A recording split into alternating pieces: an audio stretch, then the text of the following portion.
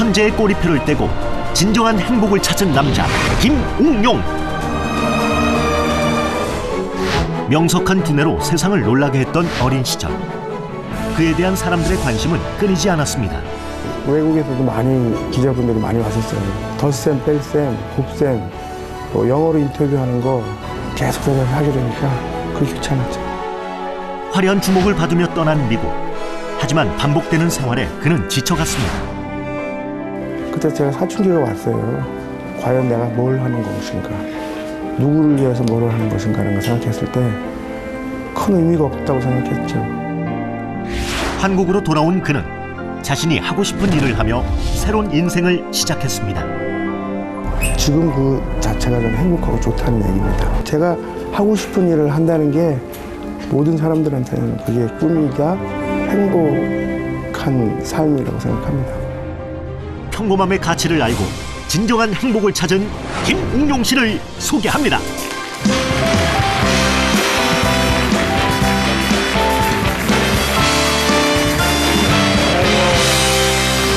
반갑습니다. 네. 아유, 반갑습니다. 저도 예전에 그 신문이나 뭐 방송 매체를 통해서 네. 김웅용 씨를 익히 너무 그 소문을 너무나 많이 들었고요. 천재라는 게 꼭 앞에 붙었는데 어떠셨어요 그때? 그렇습니다. 네. 근데 저는 지금 그 천재라는 거를 네. 얘기하고자 하고 싶어서 나온 것은 아니고, 물론, 네, 예. 그 꼬리표를 떼고 네.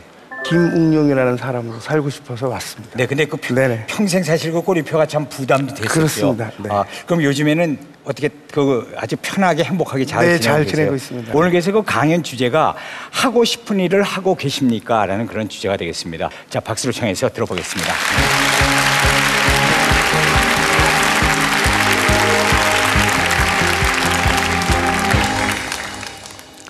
네, 안녕하십니까. 저는 충청북도 청주에서 올라온 김웅용이라고 하는 사람입니다. 저는 어렸을 때 천재라는 소리를 듣고 살았어요. 그래서 왜 그렇게 천재라는 소리를 들었는지라는 것을 지금은 그것이 아닌 나라는 사람으로 살고 싶어서, 또 소통을 좀 하고 싶어서 이렇게 나왔습니다. 저는 이제 서울에서 태어났고요. 아주 어렸을 때 기억은 돌이 조금 지났을 때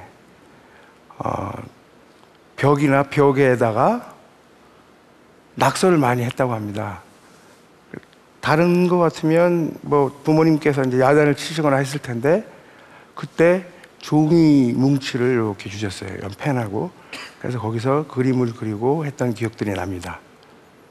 그 이후에 이제 할아버님께서 한자를 가르쳐 주셨는데, 선비사자를 이렇게 가르쳐 주고, 이건 뭐라고 느끼느냐 이렇게 물어보셨어요. 그래서 이것은 비행기 같다고 이렇게 얘기를 했고, 나무 목자를 이렇게 가르쳐 주시면서 이건 뭐 같이 보이느냐, 이거 제비 같다, 이런 식으로 해서 배웠고, 그 다음에 이제 수학을 이제 가르쳐 주시기 시작했고, 또 수학을 조금씩 배우다 보니까 그 다음에는 영어로 된 수학책을 저한테 주셨어요. 그 다음에 그 수학을 하고 싶어서 다시 영어를 공부했고, 이렇게 점점 하다 보니까 이제 4살쯤 돼서 한양대학교라는 데를 입학을 하게 됐습니다. 그것이 이제 청강생으로 들어갔어요.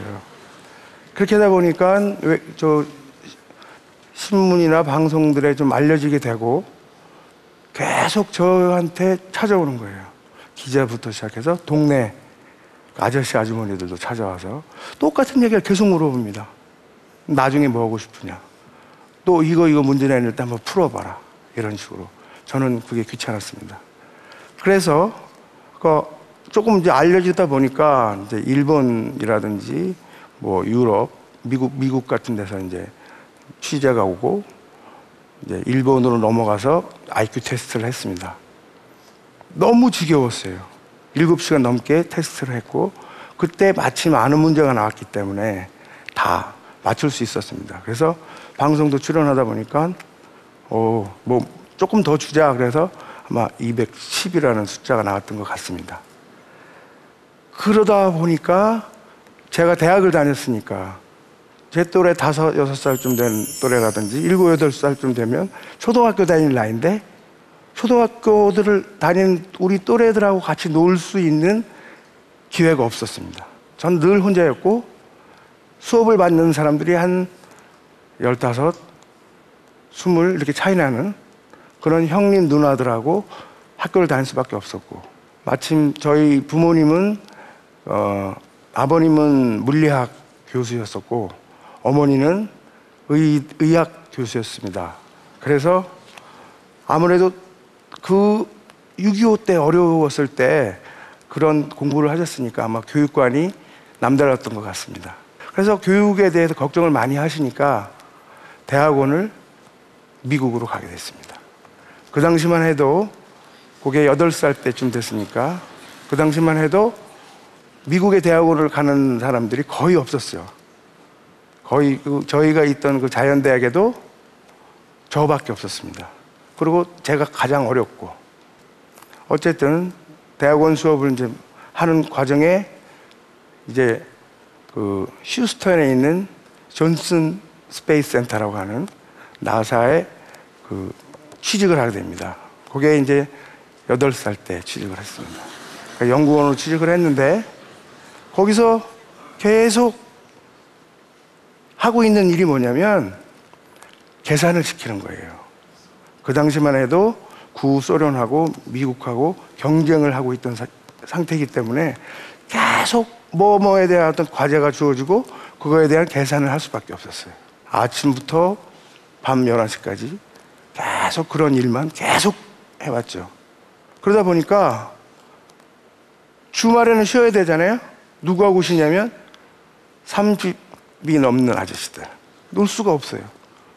그러니까 뭐 술을 마실 수가 있나, 운동을 할 수 있나, 운동을 해도 서로 이렇게 내기를 하게 되는데 뭐 저는 안 껴주려고 그러죠. 항상 저는 혼자 있었습니다. 한 4년, 5년 지났을 때 내가 과연 이거 뭘 하는 걸까? 아무것도 뭐 나에 대해서 내가 할 수 있는 게 하나도 없는 것 같아요. 부모님한테 편지를 하면 조국과 나라, 우리나라를 위해서 열심히 해라, 조금만 더 참아라, 이런 답변만 왔습니다. 그러다 보니까 도저히 나는 여기서 내가 하고 싶은 걸 하는 게 아니었었어요. 그래서 그러다 보니까 출근도 잘 안 하게 되고 그 국장하고도 트러블이 있어서 싸우게 되고, 그래서 저는 우리나라로 왔습니다. 오니까 와서 한 달 동안 아무것도 안 했어요. 부모님들은 빨리 돌아가거라, 빨리 돌아가서 나라를 위해서 일을 해야 되지 않겠느냐. 그 당시만 해도 저희는 그 국민 소득이 아마 100불 정도밖에 안 됐을 겁니다.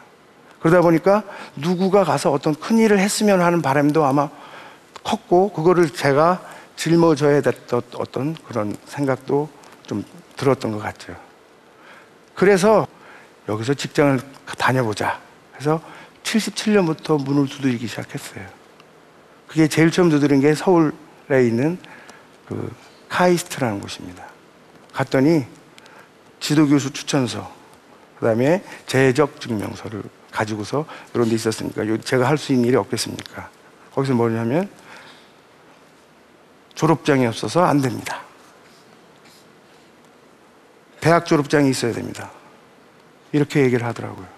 제가 우리나라의 물정을 잘 몰랐던 거죠. 그러면 대학을 입학을 하려고 원서를 냈는데 원서도 안 받아줍니다. 고등학교 졸업장이 있어야 돼요. 졸업을 하지 않았으니까. 그래서 초등학교부터 검정고시를 2년에 걸쳐서 봤습니다. 그래서 그때 그 시험 보기 한 2달 전에 가서 체력장을 딱 보고 있는데 앞에 기자들이 쫙 나타난 거예요. 대학원을 마치고 IQ 210에 나사에 근무했던 학생이 대학 문턱을 넘지 못했다. 실패한 천재다, 이렇게 나옵니다. 그러니 제가 어디 있을 수가 없어요. 그 하루까지 바로 앞에서까지 사진을 찍고 쫓아다니기 때문에 그때 저는 포기를 했습니다. 그 한 해는. 그래서 간 것이 지금 그 고향과도 같은 충청부터 청주입니다. 거기서 청주에 있는 충북대학교라는 곳을 제가 입학을 했습니다. 전공도 바꾸고 토목으로 바꿨습니다. 그때 얼마나 좋은지 몰라요. 그래서 1학년부터 3학년까지는 계속 놀러 다녔어요.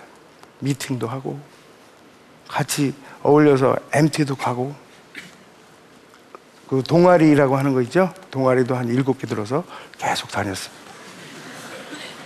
그다음에 봉사활동도 하고 야학이라고 하는 것도 다니고 그렇게 좋을 수가 없는 거예요. 왜? 내가 하고 싶어서 하는 거라. 대학을 마치고 대학원을 마쳤습니다. 그리고 내가 가고자 하는 곳이 마침 거기서 살고 30년 이상 살고 있었던 지방공사인 충북개발공사로 창단 멤버로 입사를 했습니다. 거기서는 힘들고 하지만 제가 하고 싶은 걸 하는 거예요. 아, 이렇게 하면 노력을 하면 아, 이렇게 되는구나 라는 보람도 얻을 수 있었다는 거죠. 그런데 혹자들은 얘기합니다. 아니, 좋은 직장 다니다가 왜 지방에서 그런 직장을 다녀? 저는 이 직장이 좋습니다 라고 얘기해요. 그런데 주변 사람들은 뭐냐면 내가 좋다는데도 아, 그건 아닐 것이야. 왜냐하면 그 보통이다 평범하다 하는 잣대가 저는 굉장히 어려웠던 거예요. 대학 다닐 때 동문회라는 거 있죠? 동문회는 자연스럽게 얻어진다고 생각하지 않습니까? 저는 대학 다닐 때 동문회가 가고 싶어서 동문회 일부러 가입을 했어요. 가입을 시켜주지도 않아요. 그래서 저는 어떻게 했냐면 그 고등학교의 교가, 그때 반, 교화, 노래 다 공부해가지고 가서 노래를 불러서 간신히 들어와라 이렇게. 남들은 쉬울지 몰라도 저는 그게 굉장히 어려웠던 거죠. 늘 얘기하는 우리 평범해, 평범하지 않았으면 좋겠어 라고 하는 것은 가만히 생각해 보면 아프지도 않아야 돼요. 집안에 우환이 없어야 돼요. 나도 건강해야 돼요. 주변 사람들하고 잘 지내야 돼. 그래야지 할 수 있는 일들입니다. 근데 뭐 특별한 뭔가를 다른 거를 자꾸 추구하고 계신 것 같아서 저는 그 평범하다고 하는 것이 참 좋지 않나. 그거를 추구하는 것도 힘든데 그렇게 생각을 했고, 실패했다라고 하는 것은 지금 말씀드리는 것처럼 특수한 거, 특별한 걸 추구하려고 노력하는 게 하면서 소통을 안 하고 스트레스 받고 사는 거예요. 아, 이걸 해봐야지. 남들이 이럴 것이다라고 생각하는 걸 내가 쫓고 있는 거죠. 그게 실패한 거 아니겠어요? 내가 하고 싶은 일을 할 때, 그게 가장 좋은 거 아니겠어요? 그게 평범하면서도 정말 어려웠다는 거죠. 여러분들은 정말 내가 하고 싶은 일을 하고 있느냐 라는 겁니다. 그걸 한번 반문해 보시고 아, 내가 하고 싶은 거를 해야겠다라고 생각했으면 고맙겠습니다. 그래서 잘 들어줘서 고맙습니다.